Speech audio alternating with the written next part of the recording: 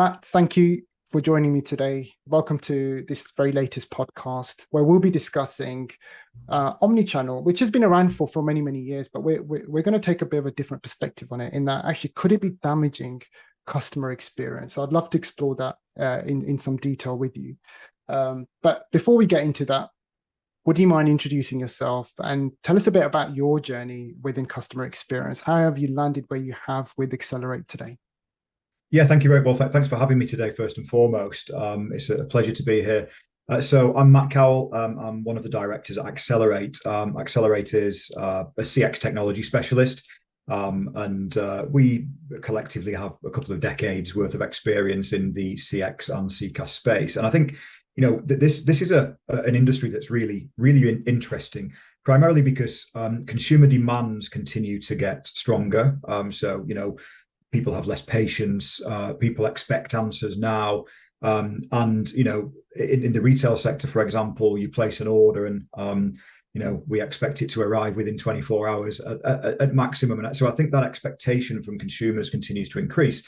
And that brings with it its own challenges for brands and businesses that want to stay ahead from a brand reputation perspective.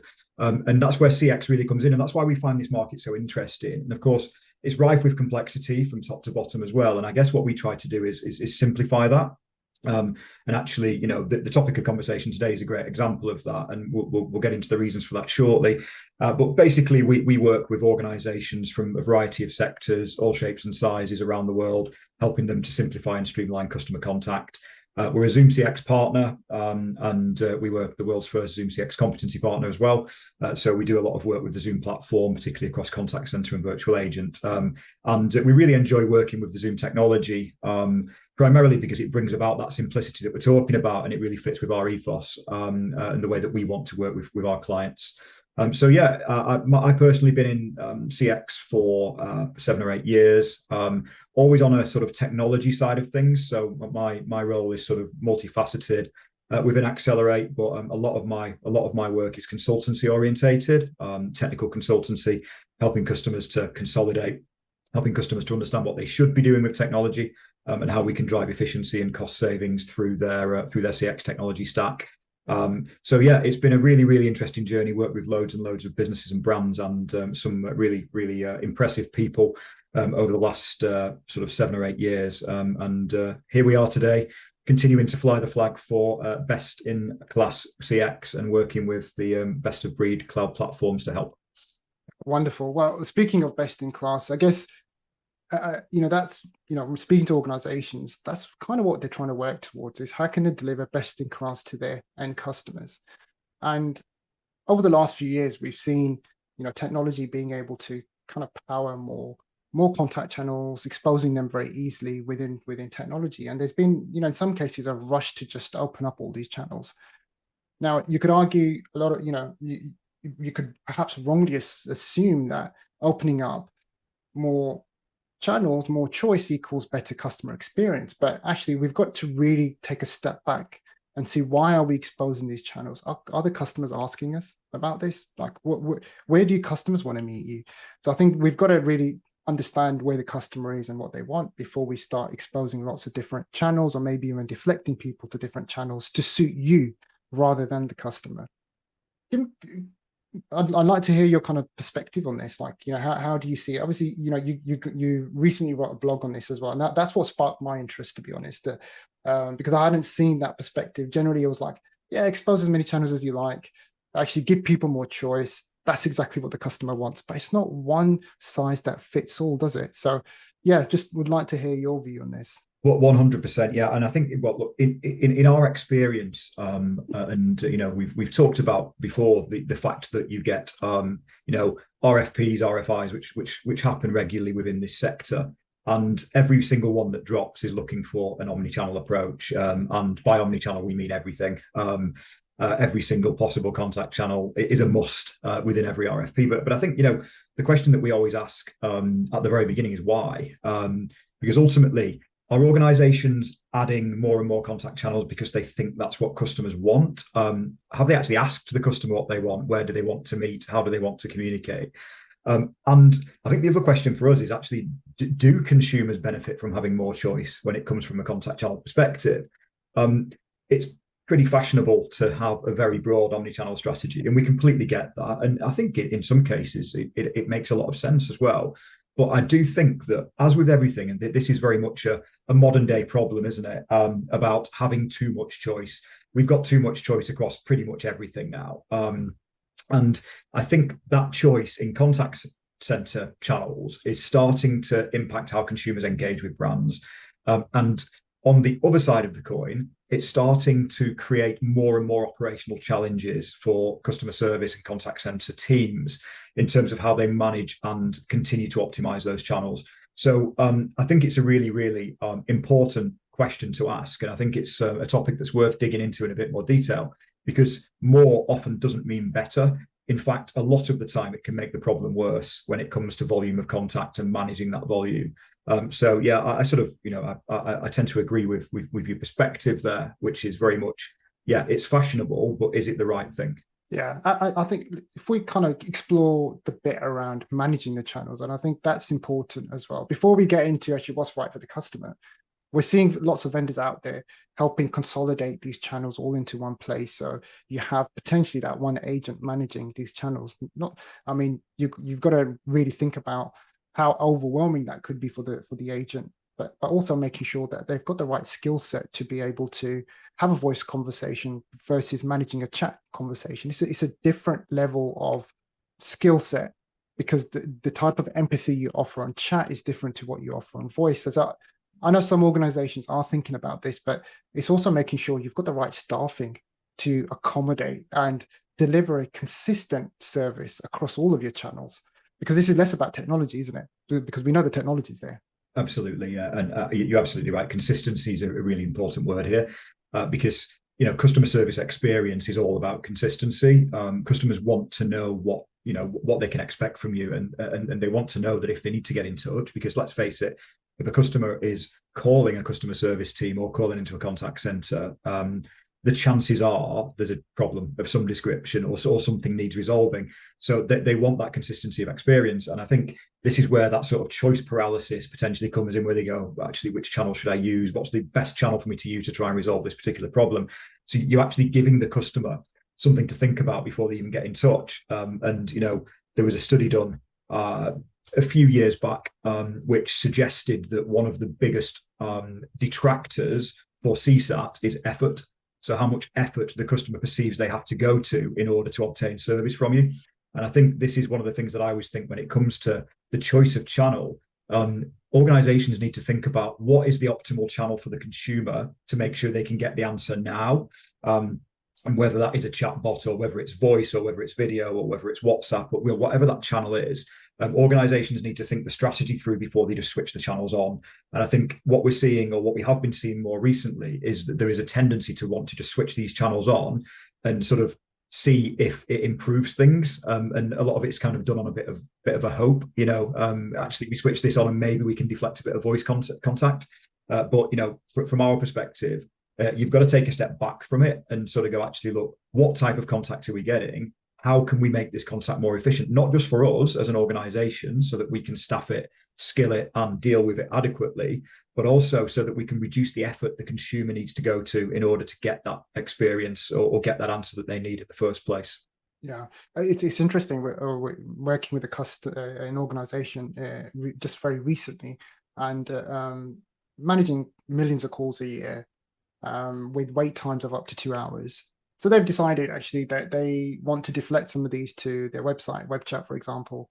But they did it too quickly. They went in too fast, and in doing so, their call volumes increased shockingly. Because what happened was the same person who was calling in, being deflected to web chat, wasn't getting the answer needed, so they were calling back into the contact center. Therefore, you ended up with more people calling in, and it kind of really accelerated the problem for them. So they turned off that channel in the end, and now they're in the process of kind of reviewing it. But it's kind of ended up, they've ended up delivering a really bad experience to the customer, and you don't know the damage that that's going to cause in the long term either. So I totally agree that a lot of thought does need to go into it. And And what I find really interesting is, and on your blog, you've got this research where it talks about, research right now tells us we're still heavily reliant on voice, right? 63% still voice, 17% email, 8% web chat, and only 4% social media. What's the reason behind that? Like, everybody wants it. Is it because they're just not deploying it well enough? Or it's just not working and they're just having to revert back to voice? Or actually, is it that the consumer just wants to speak to somebody? And that's the real reason why this is the case. Yeah, I think it's interesting, isn't it? Because the particularly because we're so close to this, obviously, you guys, obviously from a Zoom perspective, and we obviously working in this sector, there's a perception that voice is dying, and actually that contact centers increasingly are moving away from voice, or should I say, consumers increasingly are moving away from voice. I don't think it's true, and I think, look, the stats are what the stats are. Ultimately, 63% of customer service interactions in the UK are voice. As of last year, and that is expected to decline over the coming years, but absolutely not at a rate of knots. So if we put the voice percentage and the email percentage together, we get to about 80%. So about 80% of all inbound contact volume into contact centers right now is voice and email. But by 2026, it's expected to be at 76%. So it is declining, and I think the reason for that decline is twofold. I think number one, I think more and more contact center operators are trying to push customers away from the voice channel because there is a perception that voice is not particularly efficient, shall we say. Although I do have a slightly different perspective on that as well, and I'll maybe explain that in a short while. I think the second part of it as well is that as the younger generations are coming through now and becoming the consumers of today and tomorrow, these, I think about my own children who were born in sort of the early 2010s, and both of them are pretty much glued to their handsets every waking minute that they have that they're not sitting down at school. And I think there is a real acceptance in the younger age groups that this is the way they want to communicate with one another. However, what I find really interesting is, despite the fact that they're so sort of WhatsApp and TikTok orientated, for example, they will quite often just join group video calls and just leave the handset sat down by the side of them and just get on with their day, whether they're gaming or whether they're on their computer or whatever they're doing. And so that kind of that sort of virtual in-person voice interaction is still there within them. And they still see value in it. So that's why I think that voice won't leave us altogether. And I think absolutely there's always going to be use cases within customer service that voice is essential for, that you can't, voice or video, I should say. In reality, you're not going to be able to resolve certain customer service matters via web chat, for example. It's just, voice is the most efficient channel for a variety of different use cases. So I think the decline, like I say, is some of it's consumer behavior. I think we are moving towards a more and more digital world. I think that's a fact. And the reality is, therefore, that people, myself included, would actually prefer to try and get an answer digitally than make a phone call. But having said that, if I need to make a phone call to get something resolved, I will. And I think that's the reality, isn't it? So the choice is driving voice volumes down slightly, and the consumer's behavior is driving voice volumes down slightly. But I don't think it will go away altogether. Yeah, no, I totally agree. And obviously, I think, whilst you're trying to build a very efficient contact center, it's all about delivering a better service to the customer, right? You offer a better customer, you're not giving them a reason to contact you. So you've got to find that right balance. And nothing's more real time than voice. Ultimately, that's the thing, right? At the end of the day, when you're stuck and you need something doing, you've got to speak to somebody, and speaking to them via voice or video is the quickest way to do that. But it's interesting what you say about the new generation. Like, my son's just turned 17. He recently had an issue with his provisional license, and they got back to him and said, look, you've got to call us and clarify whatever it was. And he asked me to call them because it's like, he couldn't understand why he's got to dial this number to contact them. Like, he's now starting to understand actually that occasionally you've got to call people and speak to them on the phone, and they're just not used to that because that's not something they do anymore. So I totally agree. I think we're going to have to really rethink contact, and actually, if we think about how these contact channels have evolved, let's talk about video. Video is another one, right? When you think about the percentage of contacts, video doesn't even come into it, not even at 1%. Why do you think that is? I mean, we recognize that it is definitely great for those high touch engagements, but could we do more with video potentially? Yeah, 100%. I've long been banging the drum actually about video as a customer service channel, and I think that the reason that it's not been sort of broadly adopted as of yet, I think it is probably twofold again. So I think some of it is technology orientated. That actually a lot of the sort of, I guess, the traditional ubiquitous CCaaS vendors, I guess, video hasn't really been a thing for them, and if it has, it's often been either complicated or not particularly good. I think it is one reality, but I think also video is it's a new concept in customer service as I see it. Albeit, I think that when you just scratch beneath the surface of contact in any contact center, I think you can always instantly see the video use cases. You can instantly see okay, actually, we can give a fantastic experience by using video for this particular intent or this particular contact reason. And in every contact center across the world, there will always be certain use cases that video really works for. I think the reason that we've not seen that growth to date, like I say, is sort of it's technology, and because it's sort of a little bit outside of the norm or the accepted norm at this moment in time. But I think we're going to see a massive growth in that area over the next 5 years. I think actually, if you look at the ability now to even implement video into locations as well, because customer service isn't just about having someone on the end of a phone if someone rings with a problem. Customer service should be proactive as well. And the best customer service delivering organizations in the world are really understanding and implementing proactive customer service and proactive customer experience. So that could be kiosks. I can see you've got a neat frame there in the corner behind you. And, so that ability to deliver virtual customer experiences via video, where you can hook somebody directly into an agent in a contact center elsewhere, but they can access that channel from a physical location. I think we'll start to see a significant increase in that type of technology being adopted in customer service. But yeah, I mean, video continues to excite us as a contact channel. It's something that we talk to our clients about on a regular basis because, again, we were talking about efficiency just before and about choosing the right contact channel for the job. Well, actually, if the customer's got something they need to show to the customer service agent, then what better than video to be able to empower that? And of course, with cloud services and 4G and 5G, the connectivity that we have today, there's no reason why we can't deploy that technology, into any location and use it from customers' mobile handsets. We've got that connectivity now. We don't have the limitations of bandwidth that we had maybe 5, 6, 10 years ago. So all of those sort of barriers have been removed now to adopting this technology. And I think we'll see quite significant growth of the video use case. And I would expect probably in 2 to 3 years' time, when these studies are done, and they're done annually, obviously, in terms of the shape of contact center, the shape of customer contact, I wouldn't be surprised if we start seeing video appearing in those lists in the not too distant future. Yeah, definitely. And I think a lot of this comes down to kind of convenience as well, right? And you mentioned this in your blog where you've built out a matrix of actually where do the channels fit in terms of convenience and trust. And when you think about video really does help build that trust with somebody, right? Yeah. When you think about delivering much more empathy to your customers, having a face-to-face conversation can genuinely deliver that. But yeah, I think we're still a long way off, right? Organizations even that I'm speaking with, they're looking for those nuanced use cases where actually, yeah, we can see video working for this group of users and customers, and maybe they'll experiment with it. But we are scratching the surface with it. I think in time, this will continue to accelerate. And I think a lot of that really depends on how, again, the new generation want to engage with brands. If they're using apps like TikTok, Snapchat, or whatever it is in the future, I'm sure there's going to be many others.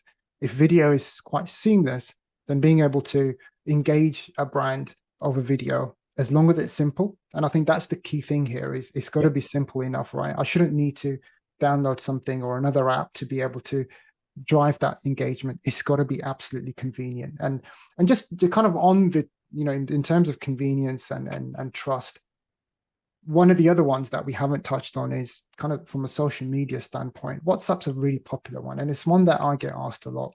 Is you have the ability to have quite a rich form in terms of information that you can share on WhatsApp. What's your view on that? Do you think that's the way to go? Like that's where organizations I focus I in their area? absolutely do, and I should point out that this is a UK view. Okay, so Agreed.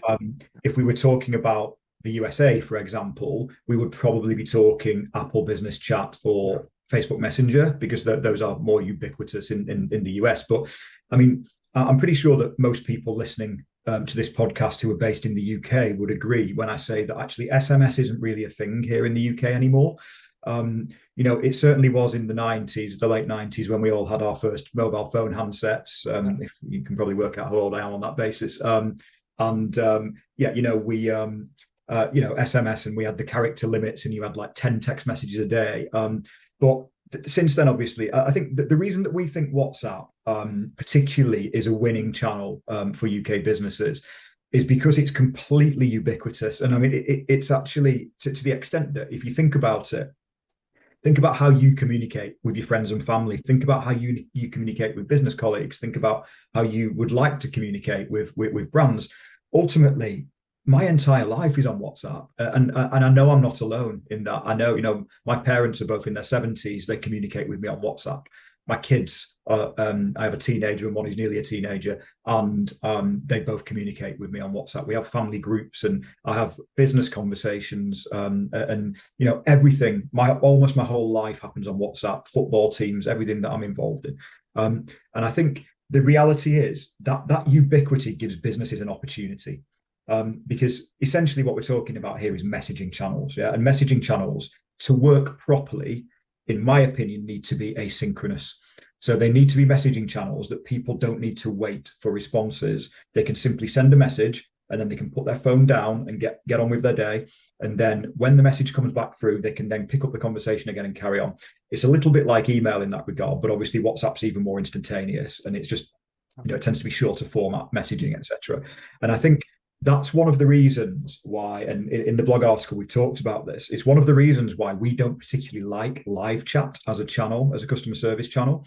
Not because it isn't good at doing certain things, because it is, don't get me wrong. It's because it's not really an asynchronous channel. People use live chat because they expect an answer now.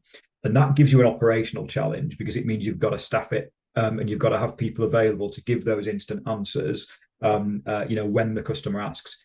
The other problem as well is that if they're in a website on a live chat and they navigate away from the window or close the website page, the chances are they'll lose that chat conversation as well. So it's one of those you kind of got to sit there and wait for the response, whereas that's not really how life works, is it? We don't like send things and then wait.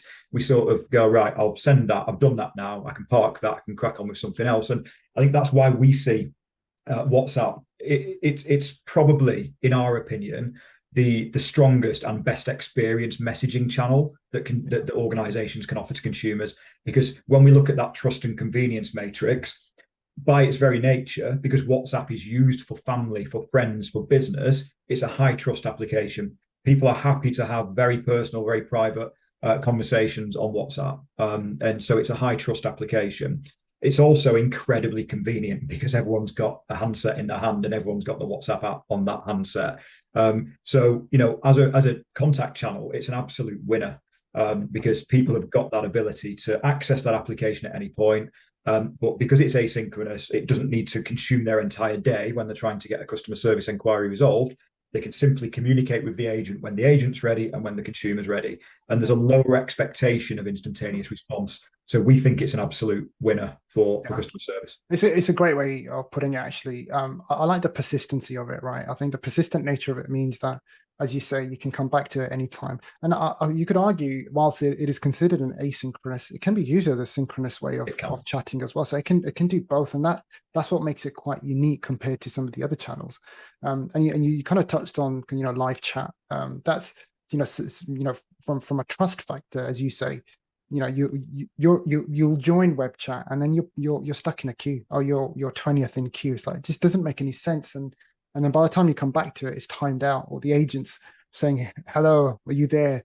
How many times have we all been there, right? So I have a feeling that live chat will eventually die because it just doesn't really deliver the best outcome.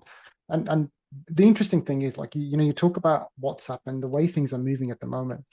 Just going back to my son as an example, as a next generation, he tells me I only use WhatsApp to speak to you, my parents.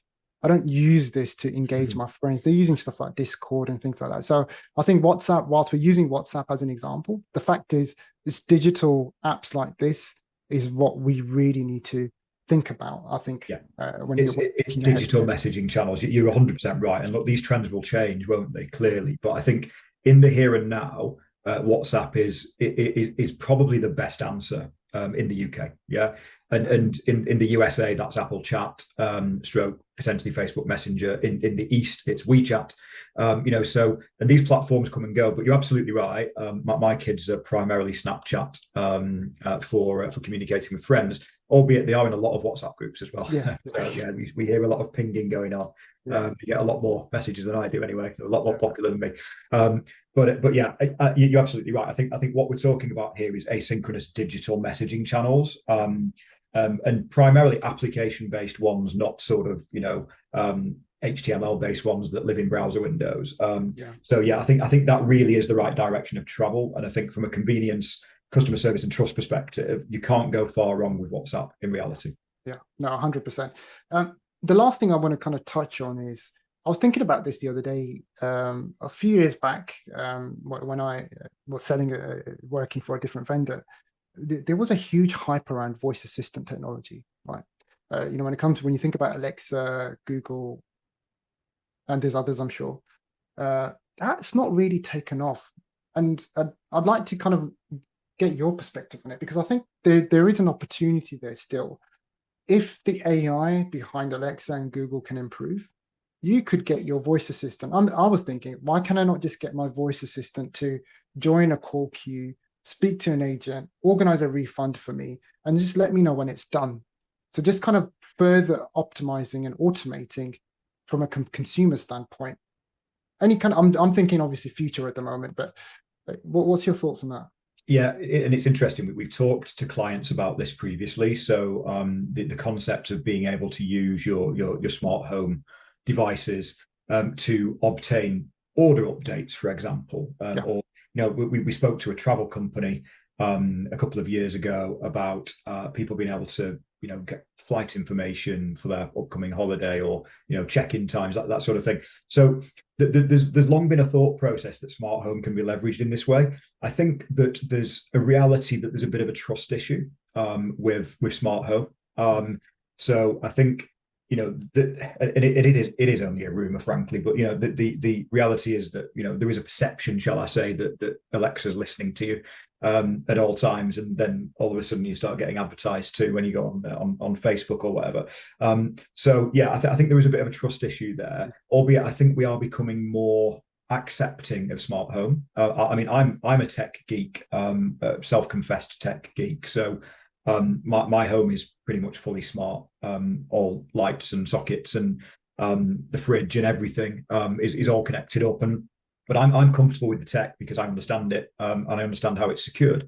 I think you're right. I think we'll see more of that, and I think the sort of the front runners of customer experience, the organizations that you typically expect to be front running in these areas, I think they will embrace more of it. Obviously, Amazon has done that with its shopping division in terms of being able to get order updates via Alexa. It sort of makes sense they do that, right? It's their own tech. But I think we will see more and more brands doing that. I think the ID&V challenge is one that would need to be overcome because actually, I know that we're starting to see improvements in the way that smart home can recognize who's speaking to it. I sometimes find that a little scary. So actually, when I speak to Alexa knows it's me. And can repeat my name back to me. And she can also do that with my son as well. Look at that, I called it she. Imagine that. So yeah, I think we're starting to see improvements in the biometrics elements of that now. But I think the ID&V part of it would be a challenge to overcome. But you're absolutely right. Look, again, if we talk about trust and convenience, in terms of a contact channel, convenience, check, right? So many people have got an Echo or an Echo Dot or there's a variety out there now, isn't there? Other brands are available. So many people have those devices. I think what we're lacking is the trust element of using that as a contact channel. And I think as that trust grows and people become more accepting of it as a channel, we'll start to see the adoption and growth of that as a contact channel as well. Yeah, no, it's a great point. Right. Let's conclude. Again, I'll ask you the same question I ask all my guests. I'd love for you to share a customer experience that you've had that's really been memorable, something that's been something maybe a bit different, or something that's really stood out for you. Yeah, well, I tell the same story on a pretty regular basis, actually, because I've banged the drum for this brand for a long time, and there's a couple of reasons for that. So the first one is that they're based in my hometown of Bolton, so I have a little bit of additional affection for them because they've become a very successful business, essentially grown out of my hometown, which I'm always very pleased to see and very proud of. The second thing is they're just great at customer service. They do it well. They get it right. 99 and a half times out of 100 they get it right. So the organization I'm talking about is AO.com. And that I have never had a poor experience with AO. And actually I buy the vast majority of my electrical appliances from them. Probably my favorite experience with them was a number of years ago when we moved into our new house, as it was at the time. We ordered an American style fridge freezer, which needed to come through quite a tight entrance, shall we say. And the delivery guys just did, with a lot of organizations that you order from, the delivery guy will come and say, "No, sorry, mate, it's your problem. I'll leave it outside the front of your house. You can figure out how to get it in." The delivery guys actually went to the back of the van. They got the toolkit out. They took the doors off the fridge. They took the back door off the house. They put the fridge in place. They plumbed it in for me, put everything back together, put my back door back on again. And that there wasn't even a sense of that I was putting them out, or that I was causing a problem. I mean, I feel like AO.com get that appliance retail historically has actually not been a great experience. That the delivery services and installation services side of that has also not been a great experience. And I think they've fixed it. Look, I'm sure there'll be people out there who say, "Oh, well, I had a problem with AO," and all that sort of thing. But from my perspective, they've got it right. They know what a consumer wants. They know how to do something that's actually quite a big decision a lot of the time. It can be a fairly big financial commitment, and there's so much choice as well. It's like, which one do I go for?